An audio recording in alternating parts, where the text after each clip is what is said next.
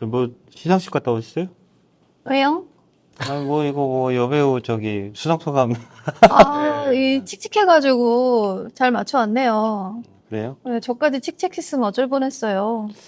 나의 근무복을 또 욕되게 하네. 아, 차분하셔서 이게 때한타가 얼마나 좋은 줄 알아요? 떼탄 거 아니에요? 군대 생각이 자꾸 나요. 군복 스타일.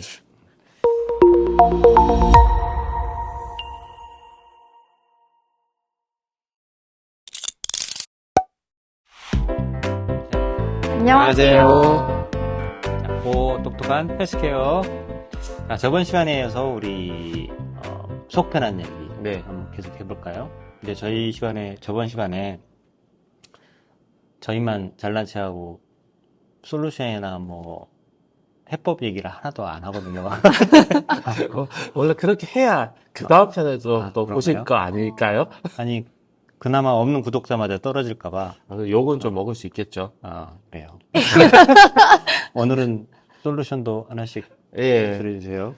제시해주세요. 근데 지난 시간에 신항상성이 있고 그다음 항상성이 있기 때문에 따로 해결책이 필요 없이 그냥 되는 거 아니었나요? 저번 시간에 너무 이론적인 얘기만 했고, 네. 이 신환상성이란 개념이, 보편적으로 막 잘 이해가 많이 널리 알려져 있거나, 아시는 분 생각보다 많이 없습니다. 네. 그래서, 이제 최근에 이제 내광 연구에서 이제 신항상성이 좀 강조가 되고 있고, 이제 그런 부분을 강조드리기 위해서 제가 이제 소개한 개념이다 보니, 네. 뭐 이론적이고 좀 재미없는 내용이 좀 많았을 거예요. 하지만 좀 잘 이해해보면, 네. 이해가 안 되시면 그냥 이번을 보시면 된다. 이렇게 맹하게 하는 게, 스트레스 없이, 네. 편하게 사는 거. 최근에 건강검진 받아보신 적 있어요? 아니요. 전혀 없어요? 네, 건강은 항상 변동되는 거라서 검사했다고 어쩌라는 거죠? 별 이상이 없으니까, 필요성이 컨디션. 없으니까. 네, 맞아요. 컨디션으로 보는 거죠. 맞아요.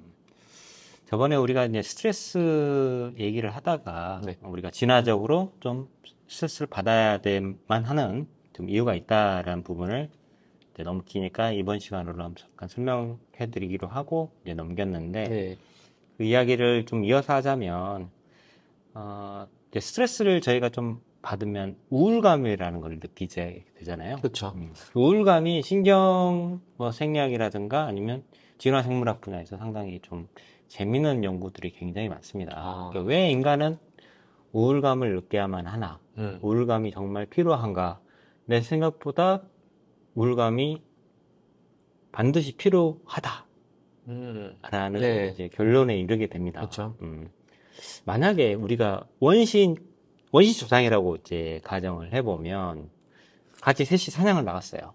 근데 우리 보시기에도 이청현 약사님 좀 사냥 좀 잘하고 좀 힘 좀 쓰게 생겼지 않습니까? 저요? 어. 네. 눈치를 잘 살필 것 몸빵 하겠습니다.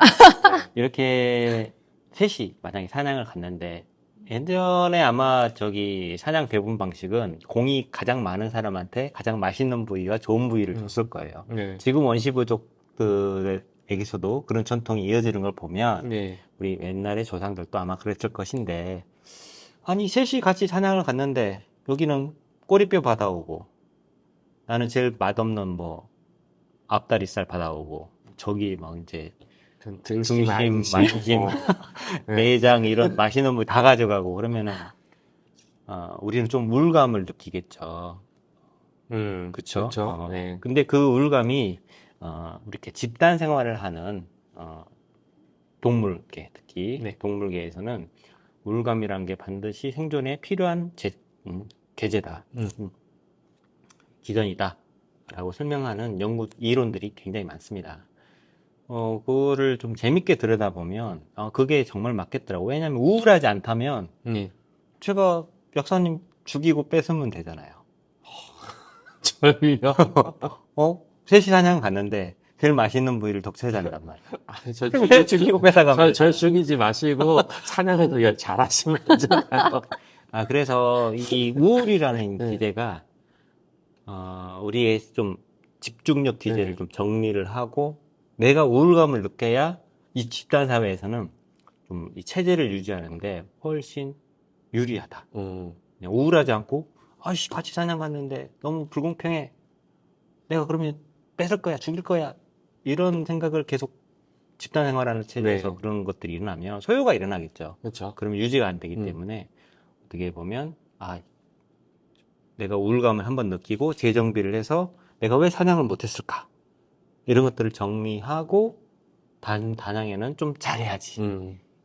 가끔 한마디로 우울이라는 거는 이제 나의 인지체제를 좀 정비하는, 네. 그리고 우리 사회 체제를 유지하기 위해서 승자는 조금 이렇게 환호했더라도 패자는 조금 우울해하면서 반성하는, 정비하는 그런 기제로 발전을 해왔다라는 이제 이론들이 상당히 이제 저한테는 재미가 있더라고요.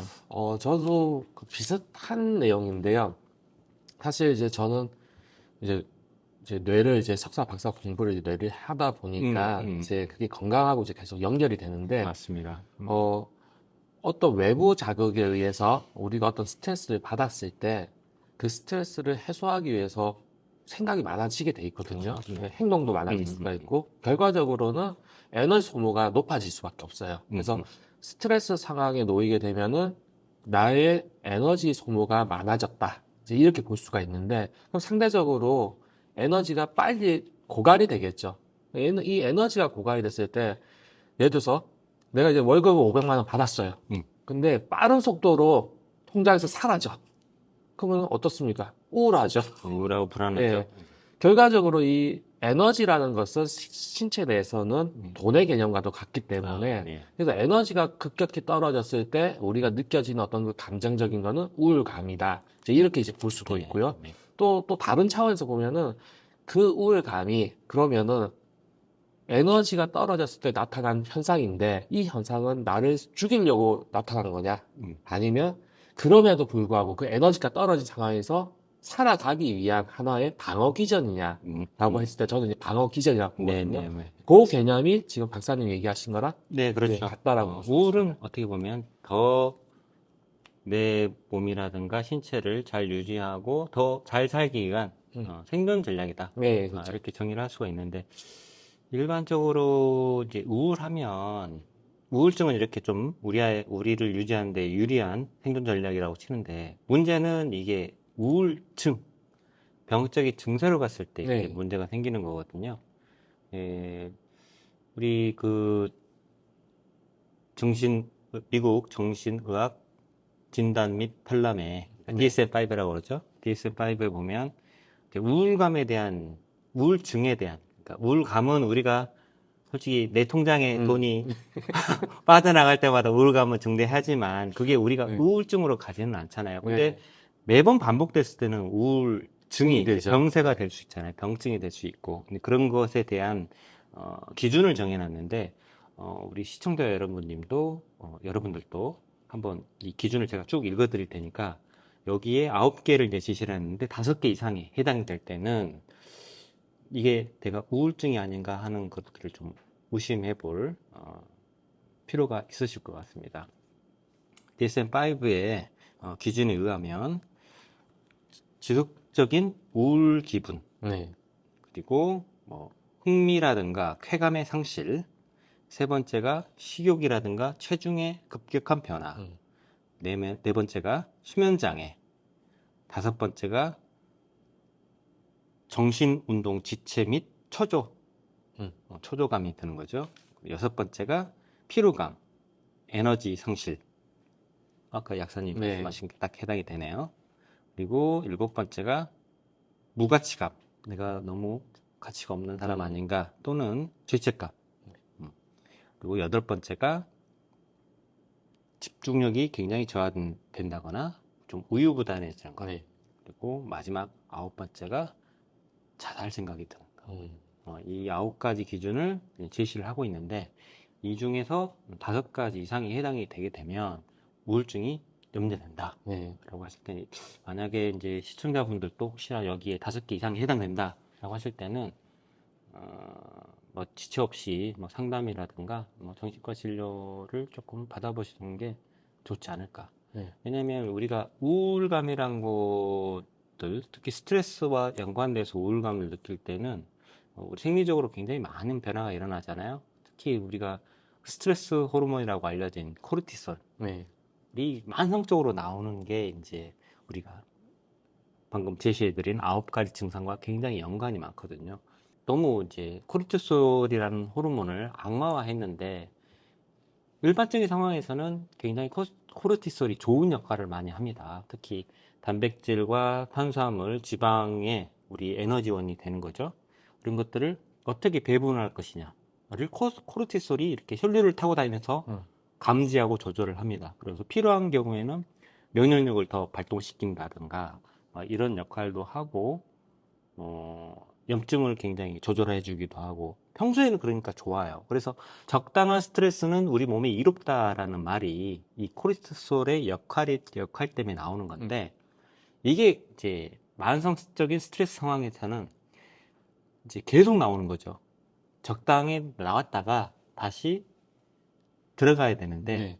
이게 만성적으로 계속 나올 상태에서는 이제 이 코르티솔이 굉장히 악마의 역할을 하게 됩니다.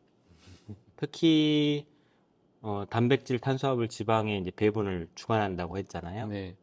무조건 지방을 축적하라는 신호를 많이 보냅니다. 지방 축적 신호는 몸에서 우리가 생존에 좀 더 유리하게끔 지방을 많이 쌓아야지 우리가 나중에 좀 굶든지 위기가 올 때 많이 대처를 하지 않습니까? 네. 그래서 지방을 쌓으라는 신호를 계속 보내기도 하고 또 막 이렇게 뭐 심장을 빨리 뛰게 하는 에피네프린 같은 호르몬도 이제 같이 불러서 같이 작동을 하게 되는데 걔들을 너무 끊임없이 부르는 거예요. 그래서 항상 뭐 긴장 상태, 심장이 계속 뛰는 상태 그러다 보면 내 뇌세포에 이제서 신경교차, 시냅스 활동이 굉장히 또 혼란스러워지고 막 이게 균형이 깨지는 그 역할도 하고 네. 그러다 보면 이제 신체뿐만 아니라 정신적인 질환까지 계속해서 반복적인 문제가 생기기 때문에 코르티솔이 과잉 분배되지 않도록 이제 관리를 하는 게 이제 무엇보다 중요한데 이론적으로 여기는 이론까지 여기까지는 이론이에요. 근데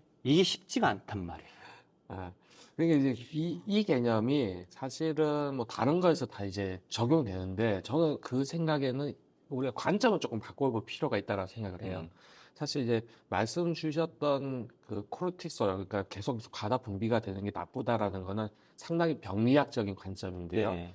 이게 생존 전략적인 관점으로 이제 전환시켜서 보면은 그러니까 코르티솔이 많이 과다 분비되는 게 나쁜 거냐, 아니면 코르티솔이 과다 분비되는 그 상황이 나쁜 거냐라고 하면은 이제 코르티솔 자체가 나쁜 게 아니라 그게 계속 분비되는 그렇죠. 상황이 네, 나쁜다는 네, 거죠. 네, 네. 근데 그 상황 자체를 놔둔 상태에서 만약에 어떤 약물적인 역할로 코르티솔을 제어했다. 그러면은 이거는 문제가 해결이 되지 그렇죠. 않는다고 보기 때문에 네. 사실 이 상황에서는 코르티솔을 조절하기보다는 상황을 이제 조절할 필요가 있다. 저는 이제 그렇게 네, 생각하고요. 네, 네. 근데 이 병원이나 약국에서는 이 코르티솔 자체를 이런 경우에는 이게 이제 과다 분비돼서 어떤 질병으로 연결이 되다 그렇죠. 보니까 네. 이거 자체를 조절하려고 한단 말이죠. 그래서 저는 약사지만은 사실은 약을 먹으면 안 된다라고 이제 주장을 하는 네. 사람이죠. 예, 그래서 우리가 어떻게 이 상황을 조절할 것인가, 사실은 이제 스트레스를 어떻게 관리할 것인가, 네, 네, 네. 이게 제일 필요하다고 봅니다.